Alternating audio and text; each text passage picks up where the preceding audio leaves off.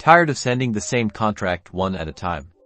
I'm going to show you how to blast your documents to multiple recipients with Docusign's bulk send feature. First, log into your Docusign account and click the New button.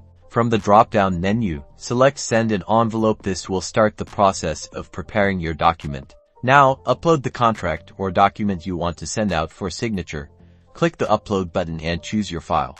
This is where the magic happens. Instead of adding recipients individually, click Use Bulk Send List. You'll see a pop-up window with instructions on how to create your CSV file. This file is crucial for bulk sending. It needs columns for each recipient's name, email address, and any other custom fields you want to pre-populate. Download the sample CSV file to see the format. Open the CSV file in a spreadsheet program like Excel or Google Sheets. Fill in the details for each recipient, their full name, email address, and any other relevant information that needs to auto-populate the document, such as their address or employee ID.